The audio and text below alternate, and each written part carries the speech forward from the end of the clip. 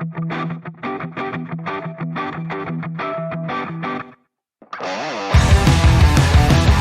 cut right to the chase. Creative people are pretty nuts, and I know this because I'm one of them. If you're like me, you wonder, how do people get over the issues we face? That's what this show is all about.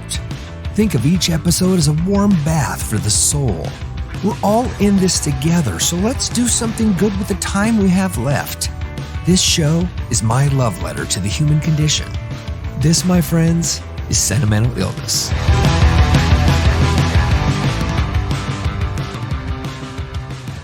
What I like about this experience today, why this is honestly quite a bit different than anything else I've done in a very long time, is that I like the idea that everybody in the world has a story. Everybody has a story.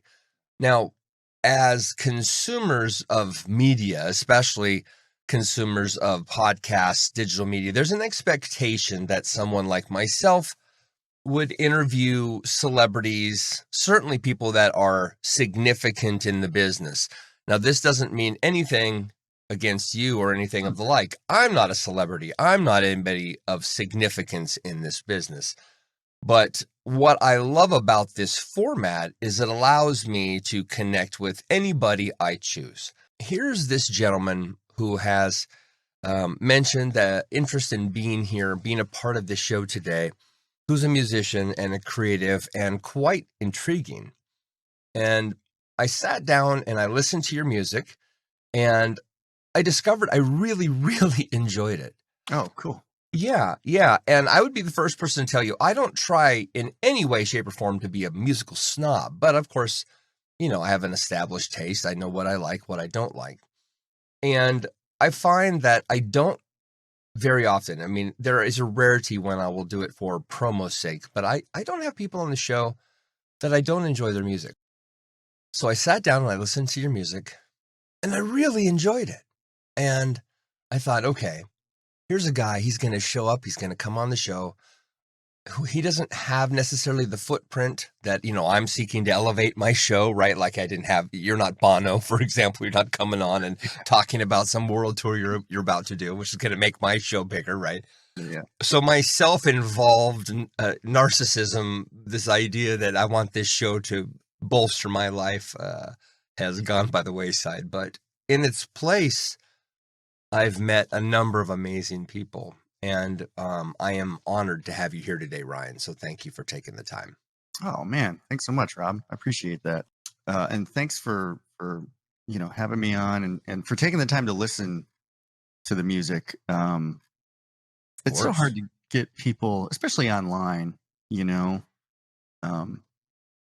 if it's in your community or whatever, like if you like the community that I live in, there's a lot of musicians and artists, and it's a pretty cool community where we all go out and see each other's shows, and it's a small town, Beacon, New York.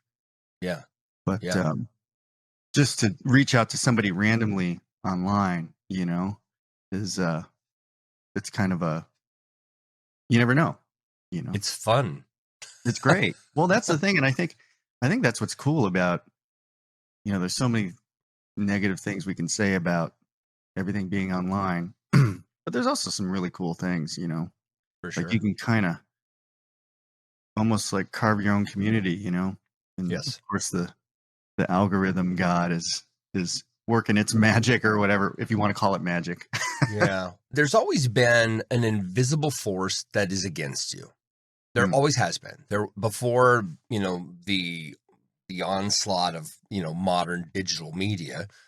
There was record labels, there was, local cliques, there was politics, there was the police, whatever. There was there's always a group of people against your message. If you're a Christian, there's, some angry Muslim somewhere. If you're a Muslim, there's some angry Christian somewhere, right? There's always somebody against your message. And I think the key in this modern day is to realize that of all the things we are, if we're capable of just, I don't want to say shutting down the negatives, because you're always going to hear negatives your entire life, but letting them slough off of you versus taking them in and owning them, I think is key, because the world is so loud now and there are so many options for people to hear what you're creating that, as you open yourself up to a new market, you also expose yourself to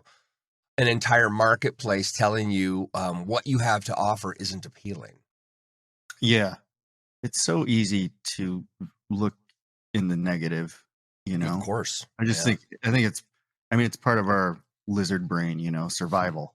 That's why when I saw your podcast about music and mental health, I was like, "Oh, this is my whole my whole whatever you want to call it uh is driven by a very serious thing that happened in my life. Yeah. Yeah. Um mental breakdown really. And Yeah. and I think that's the great thing about art is that you can it's almost like therapy in a way, Hmm. you know. Hmm. But you can kind of get lost in it, and you can make it whatever you want, and you can figure out yourself and figure out the world and get different perspectives on life. And it's certainly helped me. For I've been playing music since I was 14, so Hmm. 30 years, pretty religiously. I'm not a religious person, I know what you mean, though. Yeah. but like, I grew up Catholic, but I don't really I have my own views on that. Sure. I'd But the love to one talk about that stuff, by the way. That's Sure. that's fun for me. Very Yeah, much. yeah. Very Yeah, much. I'm really into I believe in the power of connection. I believe in the power of um like just anything that's like, music to me is like connects me to something greater than myself, you Right. know. Right. It takes me out of myself. I grew up in the church. I actually talk about this probably every show. Mm, But for me, seeing the church from the outside, meaning, yes, I grew up in the church. Now, when I say the church, let me be a little more clear. I am not Catholic. I grew up in the Protestant church, right? mm, mhm. And of course, because we have that differential, we have this entire group of people that say, well, if you're not Catholic, you're not a believer, for example. Right or wrong, that's the world we live in. We live in this loudmouthed world where everybody says, well, it's mostly right, or it's kind of right, or it's actually really wrong, and I'm right, etc. And what I would like to say about the church in general is that for me, and I feel very fortunate that I grew up in a very loving, focused families. My parents did raise me in a Christian home. They did raise me in a sense to discover Jesus, to have that part of my life as a foundation. And the but is, like all people, I went through the hems and the haws of, okay, what is this really? What is it the church is telling me? What is it my parents are telling me? And what is it my heart is telling me? Mm, mhm. What am I experiencing? And the one thing that I consistently experienced was this group and this group and this group and this group and this pastor and this priest and this person over here are all disagreeing with each other. Yeah. Yeah. There's a generalized sort of overarching idea that Jesus is Lord, right? Jesus is the Messiah, but how you get to the Messiah is all the religious crap that gets piled up that humans have created, and leave it to humans to take this beautiful messianic message and turn it into something that's self-serving. Right, right, right, right. But for me, the beauty of faith is that if grace is real, if God is real, if Jesus is real, if faith is real, I mean, if these things are actually real, not just ideas that my parents think are cool or some overarching big church conspiracy to get the world tricked into something, I actually do believe there is a creator. I do believe there is a path. Um, I do believe in the Christian path, but I highly disagree with how the Christian path has gone about creating the Christian path, Mm, because it turns everybody off from this beautiful message, because it turns into self-involved humans, especially in America, where it's at a political peak. Yeah, So I love being a believer. I will stand up for my faith and stand up for my beliefs, but I also understand that half the world is going to completely disagree with me, and I still have to honor that. And if I'm a real Christian, then it's my job to love them despite the fact that they actually might hate me. It's my sure. job.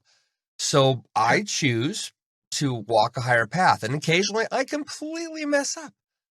I grew up Catholic, but I don't really consider myself Catholic Right. anymore. I mean, I went through the whole thing. You know, it's funny. I grew up in a house where my mom was raised Catholic. My dad was the only kid out of 6 kids that wasn't baptized. So he wasn't Nice. any religion. Okay. So I had someone who was Catholic that wanted me to go to Sunday school and, you know, first communion, Yeah. confirmation, all that stuff. And then I had my dad who when my parents were going to get married, obviously, well, before I was born and when they were going to get married, the my mom wanted a Catholic wedding, and the priest was like, "Well, you have to get baptized and this and that." And my dad basically told him off and said, "Well, I'm not doing that." So they didn't have a Catholic wedding. So I had these two sort of extremes, you know. Hmm.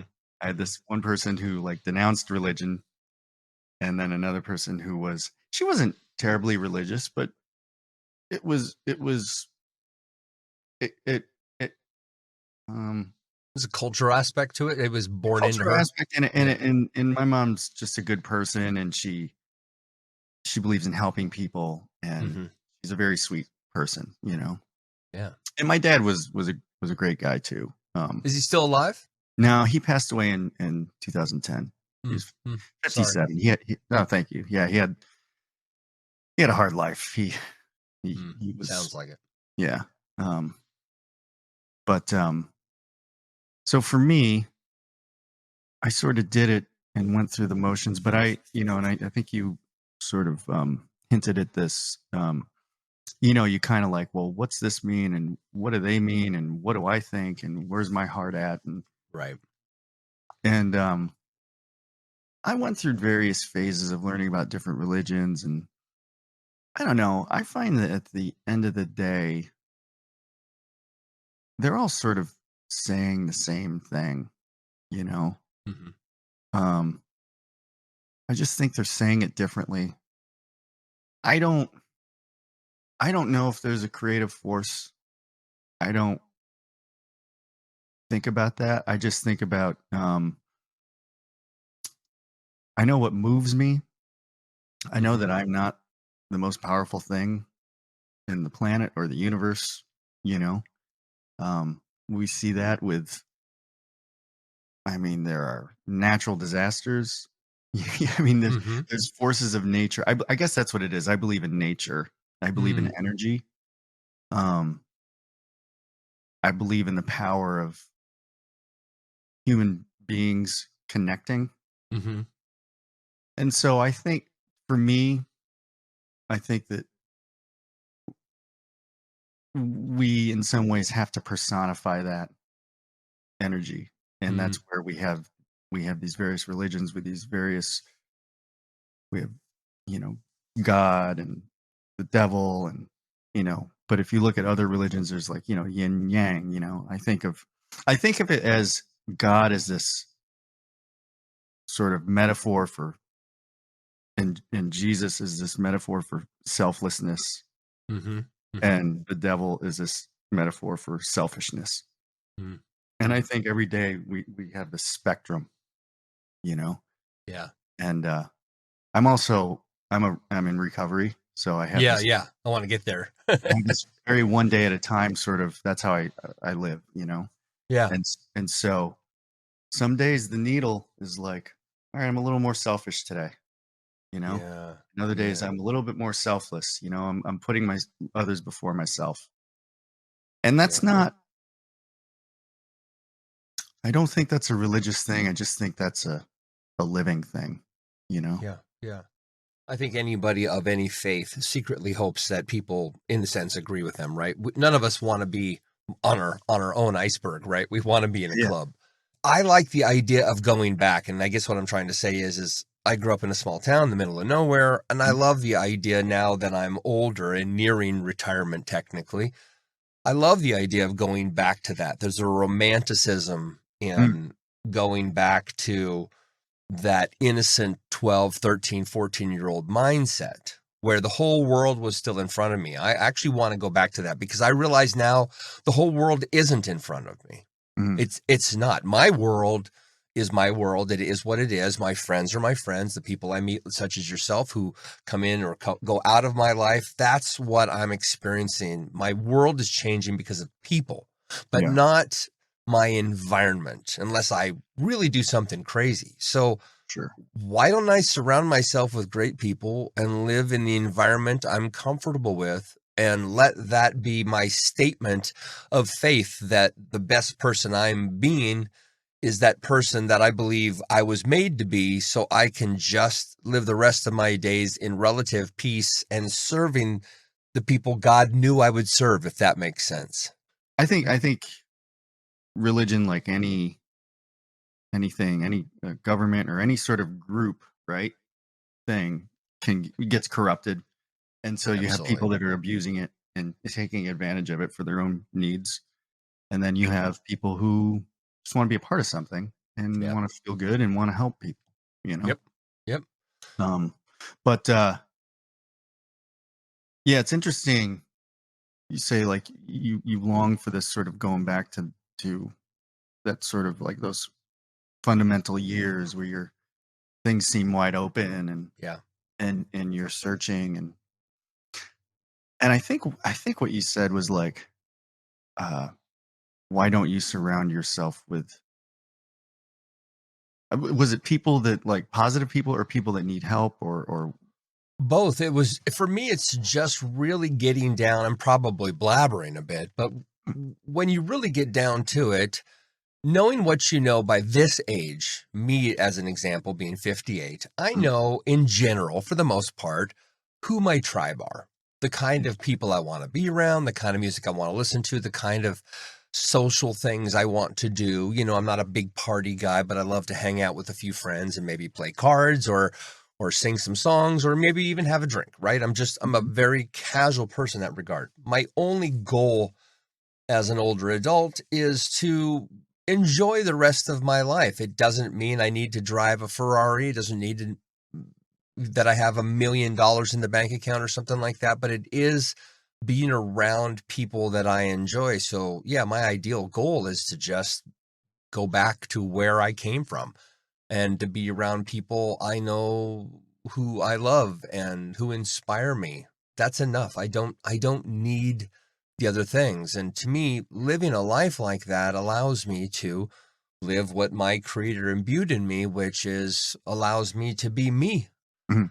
And I don't have to apologize for that. And I can be broken, I can be human, I can be completely failed, and that's okay. Yeah, yeah. That's what I love. And that's not religious, that's faith anyway. So And I think it's acceptance. If I'm lucky, I got a shot tomorrow, right? You never know what can happen. But no, it's so true. But the idea of just being enough is is foreign to most people. This idea that we need to be something more. yeah. You mentioned presence a second ago. To me, that is by far the single most difficult thing is to be available at a moment's notice to other people because I'm so unintentionally self-absorbed. I'm not Oh, trying to me be too. yeah, I'm not trying to be the guy who's saying, "Well, look at me, look at all my problems or look at all my successes." But I think because I'm perpetually frustrated as a creative person living in a world that tends to look down on creatives unless they're celebrities. That's It's that's funny. hard for me. I've been having a lot of discussions with people about this. Um and so I have this take on it that there's, we always hear about the starving artist or the like millionaire artist, Right. right? It's these fringes, right? Right. Or maybe not fringes, like starving artists is a lot of artists. But there actually is, I'm finding a lot of in between, you know. Um, Look, it's not romantic to hear about the middle. It's No. romantic to hear about the starving artist who's, struggling and just pouring everything into their art, or the person that made it finally, and Yeah. they're raking it in, and everything's about them, you know? Right. Those are stories, right, that people wanna read about. You don't normally hear about, like, I'll give you an example, like, there's a friend of mine who, is a visual artist, sells work sometimes, but also is a scenic artist that's in a union, and that's how Mhm. he, you know, makes enough money to pay the bills, Yeah. and, has a house and a family. That's, Yeah. to me, that's great. That's awesome. When you don't have a house and a family, it's amazing how simple that desire, that the need to fill that tiny gap, you discover how huge that gap is, the Yeah, the house and the family thing. yeah, And it's so easy to say, as it is with all things, once you get something, to say, well, I thought this was going to change things. I thought it was going to make me feel better about me, or I feel like I've accomplished something, but I still have that giant hole in my heart, you yeah. know. We don't have to do the whole deep dive, but I would like to know how you started drinking and using and why you did initially, like looking back at it, what were the warning signs? What were the triggers for you? And, then take us down that road because I'd like to hear what took you to the bottom. And then I'd like to know how you got out. I think that's what people really, really need to hear. Sure. Yeah, well, with what I know now, I've always been had that sort of, uh I've always been an alcoholic, you know? Okay. I was always just, if I like something, if I like chips, I'd eat the whole bag, you know, and want Yeah. another bag. If I liked soda or whatever, I, if one was good, eight was better. You can't eat just one, buddy. No, no, no, no. Yeah, and it was just that way with everything. And I don't think I ever tried drinking. It wasn't. I didn't like, and I certainly, especially early on, didn't like the taste of it. I didn't like Hmm. the taste of beer. The prime motive was to get loaded. Right. To be separated from your problems or life or whatever was going on. Yeah, and oftentimes, like, we'll call it, like, just going into oblivion, you know? Yeah. Yeah. It was to try to find some sort of freedom from your problems, from everything, from, freedom from discipline, freedom from everything. Yeah. Your day-to-day, your Yeah. responsibilities, yeah. Yeah. It Uh, gets old. It gets old to be sad. It gets really old to be tired. It's just, you just need yeah. a break, you need a win. Well, and I think the first time I got drunk, I was in high school, I mean, maybe even middle school. Wow. Um, just me and my best friend raided his mom's liquor cabinet, you know? We, like, Yeah. tried everything. It all mixed. Yeah. Was this an overnight? Did you do the overnight thing and then just Yeah. just drink yourself into oblivion and wake up tomorrow and hope you woke up? Yeah, it was just, you I know had those. I had those. and I don't really recall ever drinking as a casual thing. It was always to just get messed up, Right. you know? There's a methodology to it. Mhm. Yeah. And it wasn't a conscious, I don't even know if it was a conscious thought. It was just like, and there was obviously a rebellious sense to it, and, "Oh, I'm doing something bad," or whatever, you know? Um, and my dad was a recovering alcoholic.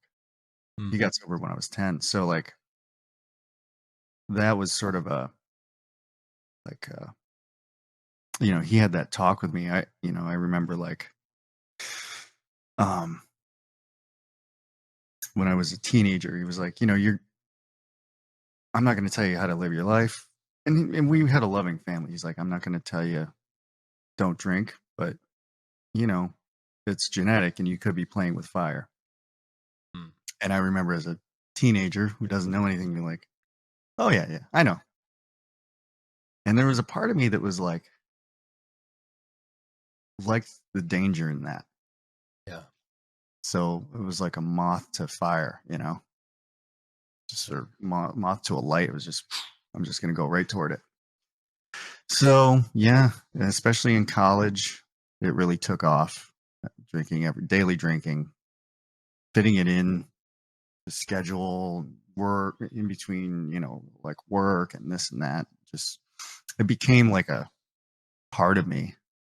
It was just a part of Mhm. my life. What was the trigger? What was the thing that started you on this decline? Because I mean, there has to be a reason you're escaping. You know what I mean? It's not just as simple as, I'm not comfortable in my skin. There's usually an event that occurs in your life that starts this path for people.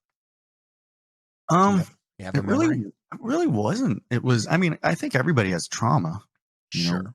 It's part of the human experience. Mhm. So I think growing up with an active alcoholic was traumatic for me. Um, Mm, there were other things that, I'm not really gonna get into, but that was sure. like childhood stuff. But And I did you just see did you see your dad getting wasted? Did you wonder what that meant? I didn't see him drinking, but I knew when he was drunk because he would Okay. go to a bar and then Oh, come okay. home, Okay. and I just knew something was off.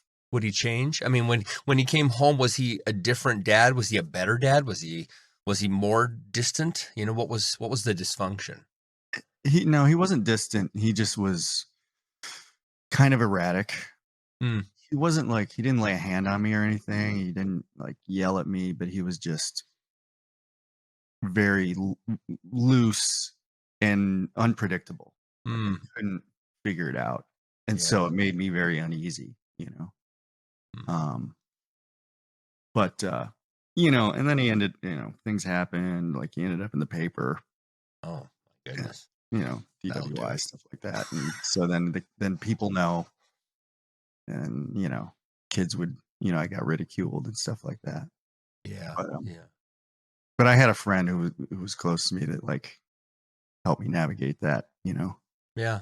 Um, and but I yeah, it wasn't any major incident. It was just, I was also very, I think because of the lack of control and the unpredictability of growing up in an alcoholic household. I think that you have to control things. You start to see things as very black and white, you know. Yeah. And I'm Yeah. also not pretending to know that I don't have this figured out. I mean, I believe that alcoholism and addiction, they're diseases. And some people have it and some people don't. Some people, like my wife, she can have like a couple drinks a year. Yeah. She doesn't, you know, and it's not something she really wants to do. She'll just like casually, like if she's out with friends or something, yeah, I'll have a glass of wine. Yeah. Yeah. Me would be like, I would want bottles of wine and then Mm. go out after that and then usually end up by myself somewhere seedy, you know? Well, because secretly you want the attention that somebody says, "Well, where's Ryan?" Like, what's going on? And then they come find you and they're like, "Buddy, what's going on?" You're like, "Just leave me alone." You're like, "No, but we want to give you attention." And of course, you get the attention because it's actually a negative, path to getting the I don't even attention. think it's that. I Yeah. don't I don't think it's not a conscious thought. I mean, that might be involved subconsciously, but Mm-hmm. it's not a I'm not thinking about anything other than I wanna get loaded. I'm not thinking about anybody or anything. No one else is in my head. It becomes a self-serving, very selfish sort of thing, you What do know? you like about being loaded, though? Is it the feeling or being taken out of the picture? You know what I mean? It's being Meaning, being taken out of the picture. okay, you're just all of a sudden not part of the equation because you're missing. Just I think, um, the feeling of I don't have to think or feel. Mm. Yeah, the feeling thing is a big thing. It's all about escape, you know? That's what it is. It's all about escape for me. Um, and not being present. I mean, that's what it is, not having to deal with your responsibilities, problems, Yeah, yeah. people. This is it's it's funny. I've learned that there's just many reasons for it, you know? And those reasons change. It becomes so part of your life and ingrained in your life that it's a reason for everything, you know? Yeah. Oh, I had a bad day. I'm gonna get loaded. Oh, it's time to Yeah. celebrate. Let's get loaded. You Yeah, know, yeah, there's yeah, no there's no one thing that a reason for it. It's just I'm an alcoholic. yeah. That's the reason. Yeah, no, I understand this very well. Man, I have my own version of it. I think we all actually have our own version of it. We just, what are we medicating with? It could be Mm, everything from not just drugs and alcohol, but food, just, yeah, food, sex, time, um, sex, video games, just mm, a distraction from what's going on because nobody wants to be reminded that they are less than. Nobody wants to be reminded mm. that my friends on Facebook live in Hawaii and I live in a tiny little apartment outside of Seattle. Nobody wants to be reminded that somebody else is doing better. So it's so easy to mask that uncomfortable nature, that whatever you're embarrassed about, like you mentioned with your father and the issues that you guys had at home, and then the next thing you know, the kids are picking on you, and you're wanting to escape that public shame that comes from that. You know? Yeah, I think, and definitely when I was younger, I didn't because of those types of things. It's funny. I didn't feel as though I fit in with people at school, and I'm not. This isn't. I'm not like feeling sorry for myself or anything. It's just analyzing, really. Sure. And I didn't feel like even fit in with people in my family. I think we all feel that to a degree, you know. Yeah. Some people you gel with, some people you don't, you know. Um, but and I was a very quiet sort of kid, and you know, highly sensitive, like I think sort of borderline sensory kind of a thing, loud noises just really freaked me out, Hmm. Hmm. and if there was too many people, it was too much, that kind of a thing. Which I think is why I really was attracted to music, because the vibration, uh, that was the only other thing that could take me out of myself. Mm. Drinking and drugs, I tried to use that to take me away, but music took me out of my head, like in a very I was just able to connect with it instantly when I started playing. It was just like, it made sense. Yeah. Yeah. So what does ears with eyes mean? I mean, I can break it down just to, I can do the David Lynch thing and make some assumptions. It's a honestly, I kick myself for that name because it's so hard for people to remember. Hmm. Like, you know, even friends are like, "Hey, how's that eyes and ears thing? How's that Well, ears and it's eyes?" true. Or and it's true. And I'm just like, "Oh man, I picked such a bad name. It's so hard to remember." But here we are. Um, honestly, I started this around the pandemic, and Hmm. I wanted to have a side hustle of, my kids started getting a little bit older and didn't I mean, they need us obviously, but they didn't need, that sort of, they weren't toddlers and they weren't babies, right? They didn't need the constant sort of thing. Right. Um, they could play by themselves and stuff like that. So I was like, okay, things are opening up a little bit. And I just have always, I just like having music projects. So I mean, I went to school for recording. I've been playing guitar since I was 14 pretty religiously. Been in a bunch of bands, started a bunch of bands, um, recorded a bunch. And this was sort of like, maybe I could do a side hustle that's like going to be my retirement sort of plan. like when I retire from a, a regular job, I can still do this in my retirement, which is to write music for media, for TV, film. So it was like ears with eyes. Like I had been told from many people that my music has a cinematic sort of quality to it in a way. For sure. Um, so I was like, oh, maybe I have something there. And I tried, but man, it quickly became for me like I need to do it for me, not if I was to ever get music in a film or TV, I don't want to have to write, hey, make it sound like this artist. Right. I want it to be that I'm an established artist and they want the ears with eyes sound. Yeah, no, I get You know what I that. mean? So I That's what we started all want though, right? exactly. So just because it that becomes more of a job, you know, and it's not a job that I don't want to write. I suppose if I really took the time and put the energy into it, if I wanted to write different styles and this and that, which I've done before, it was okay, but my heart Sure. wasn't in it. Yeah. So it came out okay. It wasn't like, oh wow, you can really do this. You Right. know? So I was like, sort of like, yeah, I don't know if that's the right path for me.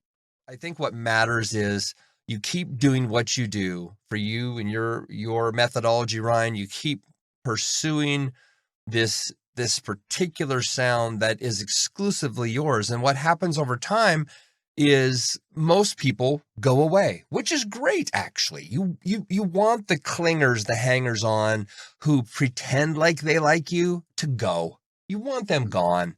They're taking up seats. They're taking up space.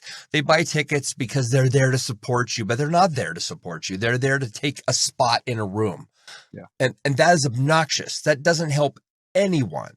So the beauty is with time, and the only way you get this is with time, is sticking it out, doing what you do, and you develop your crowd. It could be giant, it could be teeny tiny, but it's your crowd. And that has to be, which is where it's hard, that has to be enough because you're never Mm, going to have anybody into what you do except your people. So stop trying to make everybody into what you do and just do what you do. And what happens is that one guy that falls in love with Ryan's work says, hey, Steve, you should check out Ryan's work. And then Steve goes, wow, you and I have the same kind of taste. I really like Ryan's work too. And then the next thing you know, you're building this tiny little club of people because they actually genuinely are moved by what you've created. And as long as you stay on that path, whatever you're supposed to be in this world, whether it's a celebrity or a local icon, you're going to be. But if you do what most people do, especially in America, is you go like, I don't know, it's a dead end. I just feel like God is putting up roadblocks. He's not. yeah. You're walking away because it got hard. I feel lucky because I did have this sort of tipping point in my life, Right. um, and was very influenced by um, where I was working in a way that I needed to dive in. Like I was making music basically for myself, and Mhm. that's also how Ears with Eyes started because I was like, I cannot stand where I'm working. I can't stand the politics. I can't like it's breaking me down. I was so burnt out. Um, and so I just started writing about that, and I Mhm. had no intention of even really putting it out. I was just like, this is for me, which also made me realize that when you do just for you, that's actually the key. For Um, sure. I mean, we're human beings, so if I like something, somebody else is going to like it. Not everybody's going Chances to like are. it, but that's Yeah. fine. You know, you have to do it for yourself. You know, Yeah. and it's not selfish. It's just people respond to authenticity, and people respond to that sort of a thing. You know, I Yeah. found. through experience. It wasn't always that way. I never really thought of it that way up until very recently. Um, and so I had this sort of severe burnout that happened, um, and I was writing about it, and then a friend of mine said, "Hey, I've been following some of the stuff that you're doing, uh, and this band. We have a few places to play in my town, and this band dropped out, and it's kind of an out there thing. Do you wanna fill in?" And I was like, "Sure." I Hmm. I I I didn't have a band or anything, and I didn't, so I just I sang along with tracks, and all of the music, well, most of the music is about corporate culture, workaholism, capitalism, the sort of All the it isms. all the isms, and Religiosism. yeah, and and let me also say that, like, I'm not anti-capitalist because I don't know anything else. I grew up in Sure. America. So it's easy for me, like, oh, I'm against that, but I don't know. I have no other. I mean, we have a little bit of socialism and we have some capitalism here, and it's like that's what I know. You know. Hmm. Hmm. Um. So, but I feel also because of that I can comment on it. You know. Right. Right. Uh, and again, it's just based on my experience of being burnt out and not setting boundaries and allowing the machine that I was in to really do a number on me. Mm. And so anyway, I did this show and I was like, well, how am I gonna, like, I'm just gonna be there with a computer. And I was like, oh, well, the songs are about corporate culture and workaholism and blah blah blah. I'll set it up like an office. Mm. I dressed up like I was going for work with ties and so forth. And it became this sort of thing that's just slowly evolved over the last year and a half. Yeah. Stage play. Yeah. And now I have a friend of mine who he's also in the band, Johnny Taylor, and incredible engineer, Hmm. recording engineer Hmm. and musician.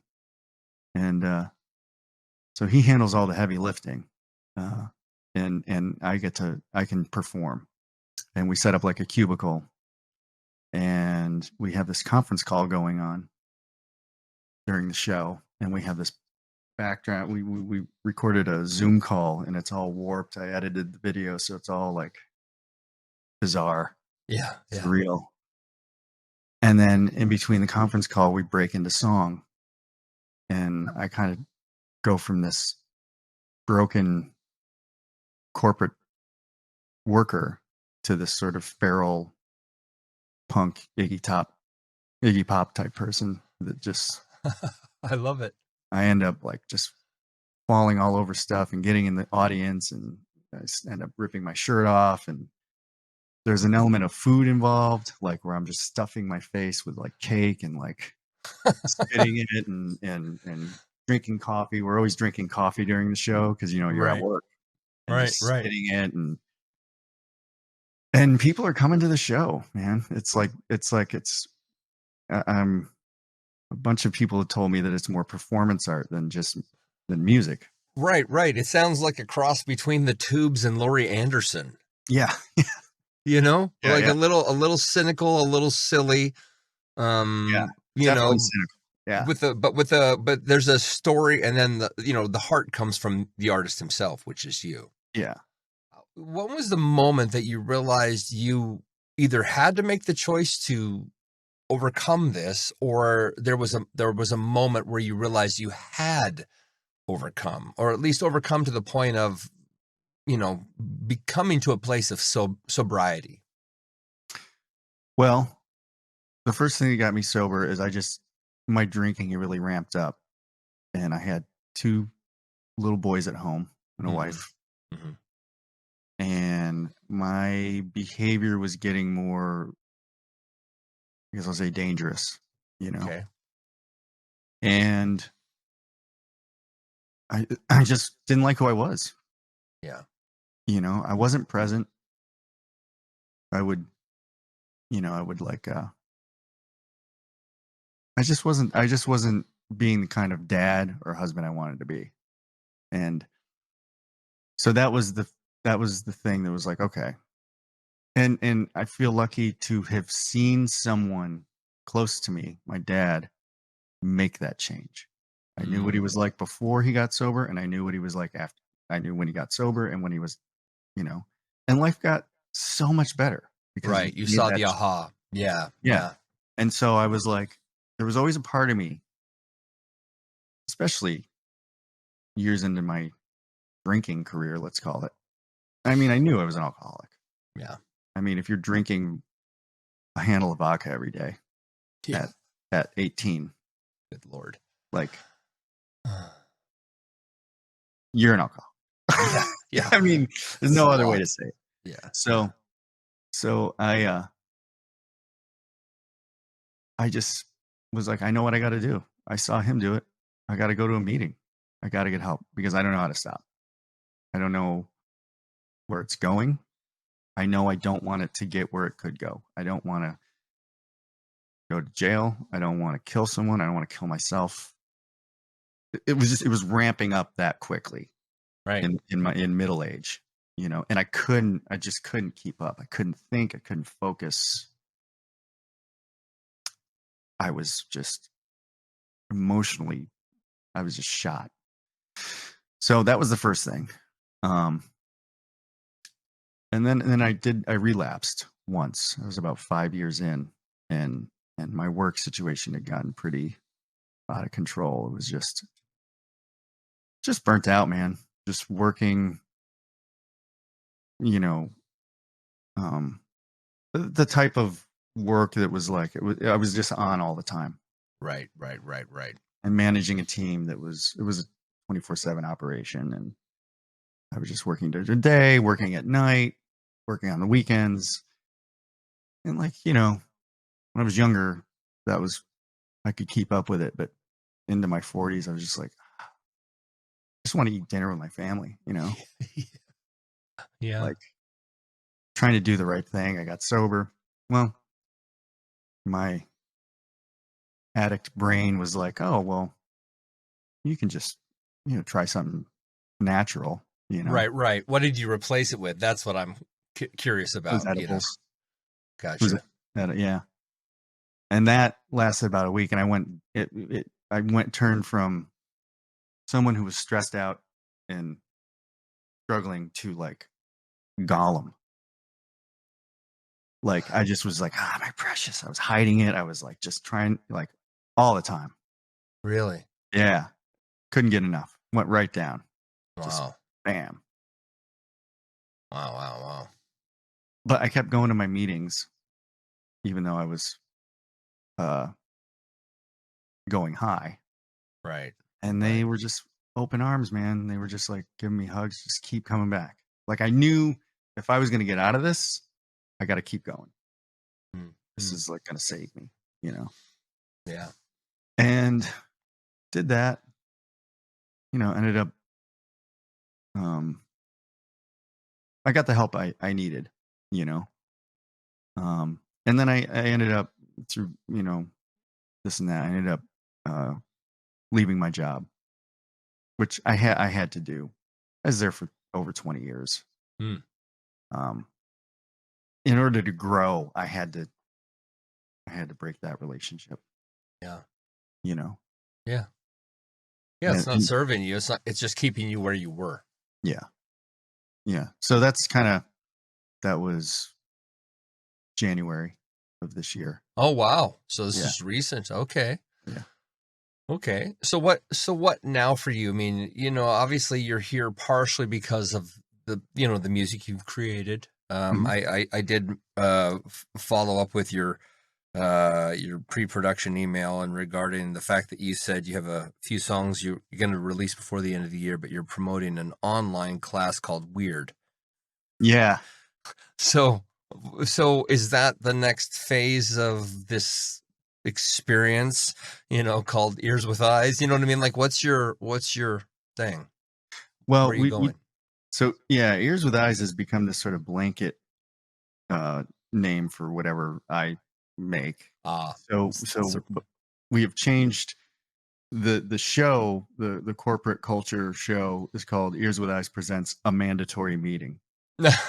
And so when I put out when I email people who've signed the list and I do social media, it's all corporate. It's all very like and people really respond to it, man. It's kind of amazing. People are into it, which is cool. Nice. And some people aren't. Let me just say it's getting a response that I've never really gotten before. And some people are like, it's disgusting.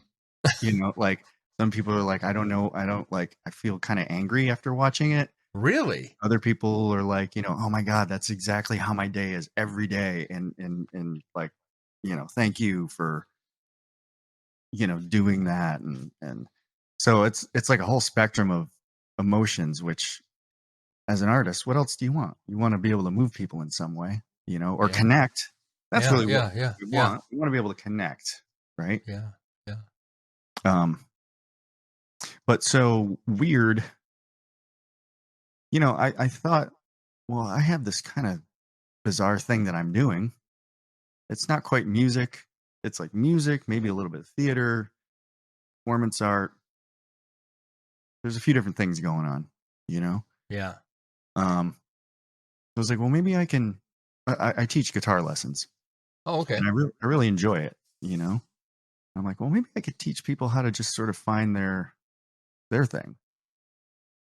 So the way that I've done that is that I like to listen to strange things. I listen to outsider music. I listen to experimental.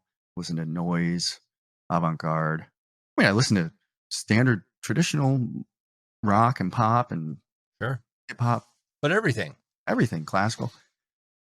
But listening to unconventional music and sound and non-traditional things really opened my mind. Oop, Yeah. let's hit this.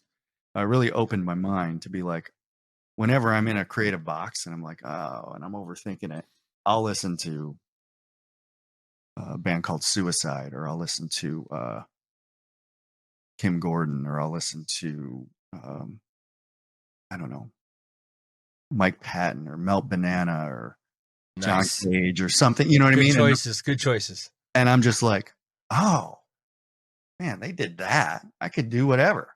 Yeah. I Yeah. don't have to box it in. I've discovered as I've gotten older, and it seems to be the case for you, and I imagine it is the case for listeners, is that the older we get, it's actually the less set in our ways we are. We we might be set in our ways regarding, like, I sit on this side of the couch. That's where I keep my drink when I'm sitting at the couch, right? This idea of that everything has a place. Mhm. But as far as interests, I've found as I've gotten older that my interests haven't thinned, they've expanded. All of a sudden I'm listening to death metal and I'm watching opera on TV, or you know what I mean? I'm focused on things that really never intrigued me in any way, shape, or form. And nowadays it's almost like I'm I'm pushing to see what makes me uncomfortable, what challenges me now. Yeah. And maybe that's of course why I like your material too, because it's something I hadn't really ever heard. So for what it's worth, I love that you brought up Melt Banana, but I really do think it's about allowing ourselves the freedom to try anything and to let the experience happen versus pushing away saying, I probably won't like that.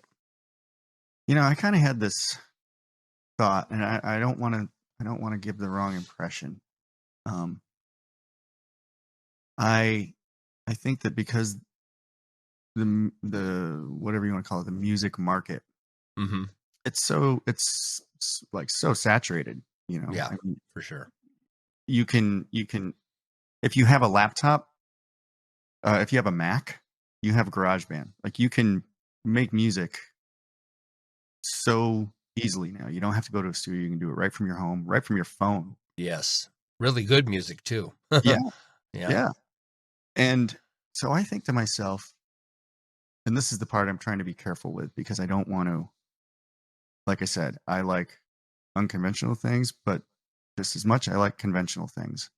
Like I have Ears with Eyes, but I'm also in a garage psych band called the Night Times, where I Mm, play guitar and sing backups, and it's a rock band, and yeah, it's yeah. freaking fun. I love it, and I think the music, I write some of the music, not all of it, but I think we're a good band.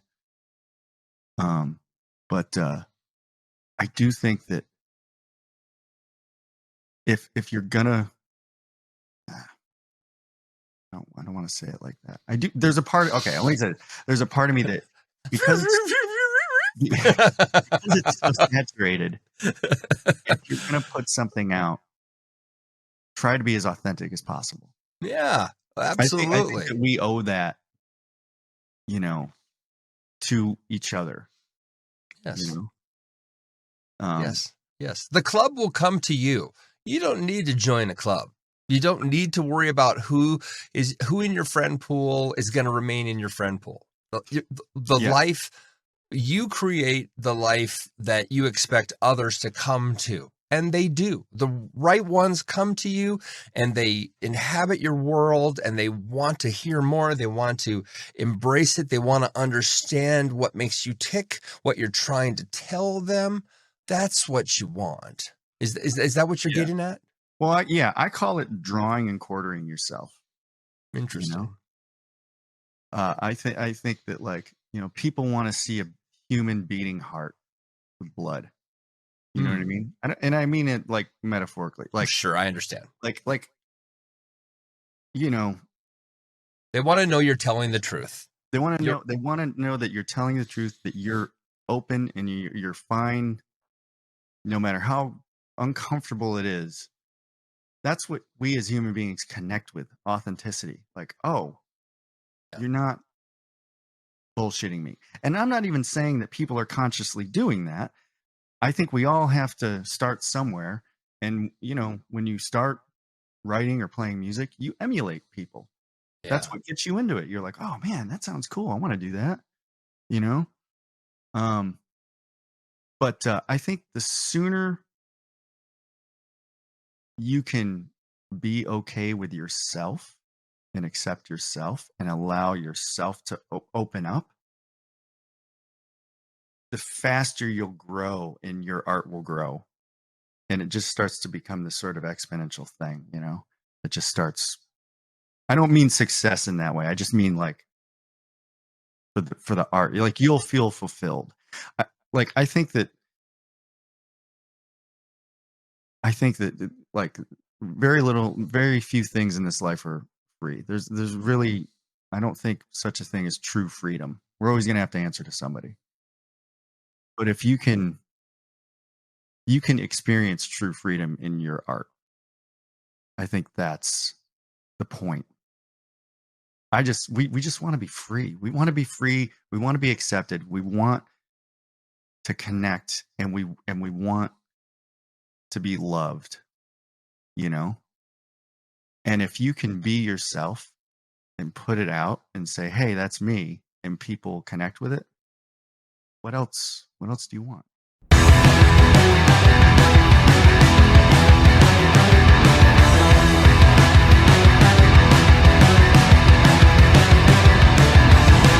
You've been listening to Sentimental Illness with Rob Leland. Our theme song, Machine, has been graciously provided by Harris Heller. Don't forget to subscribe to the show wherever you get your podcast media. You can directly support the show on Patreon as well, where you can find us at patreon.com/This is Sentimental Illness. It also helps us a lot if you rate the show online, so jump out there and give us 5 stars. And lastly, always remember, your mind will overthink everything, but your heart can never love enough. See you soon.